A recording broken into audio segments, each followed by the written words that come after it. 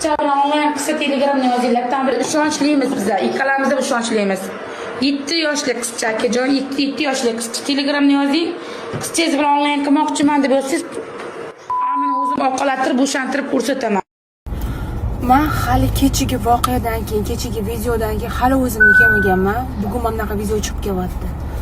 Men prosta shokman. Hozir tilim umuman meni aylanmayapti. Ichimda shunaqa nafrat, odamlarga nima bo'lyapti? Hayvonam o'zini bolasini asrab, avaylab mehr beradi-da. Odamlarga nima bo'lyapti? Odam hayvondan farqi bor-ku. Mana hozirgi videodagi ayol bilmayman, u shaytonmi nima balo, 7 yashar qizini shu faxsh yo'lga boshlayapti. 7 yashar go'day o'lib qolishi mumkin-ku. Nahotki shu narsadan qo'rqmaydi farzandi. Hozir 3,5 yoshga kiryapti.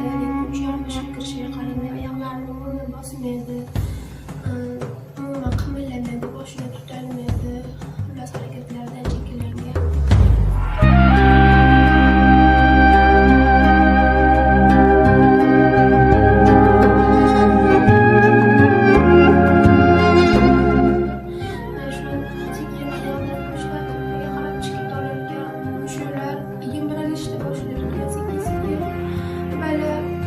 Mushularni yemirilib oxir o'pkasiga, yuragiga o'tadigan, o'pka bilan yuragan mushulardan iborat bo'lgani uchun o'pkasi qisqarib ketib, oxir nafas ham ololmaydigan bo'lib qoladi.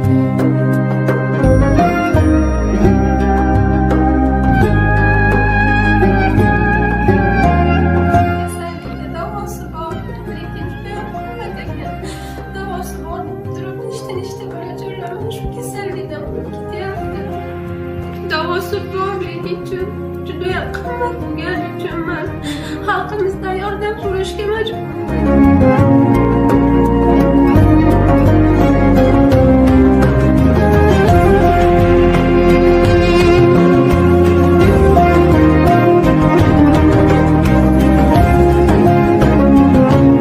Insonni hayotini oldida topiladigan narsa biz hamma yog'imizni sotsak ham buncha pul chiqmaydi bizda.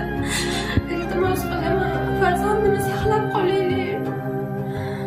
Volidan voy men bilmayman borku nima bo'lyapti odamlarga. Tag'im ochiq oydin internetga chiqib qo'rqmasdan bilmayman men borku. Astag'firulloh. Hozir ichimga shunaqa gaplar kelyapti, zo'rg'a o'zimni tiyapman.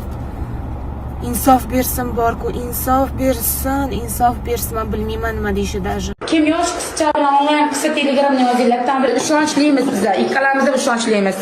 7 yoshli qizcha akajon, 7 yoshli qizcha telegramda yozing.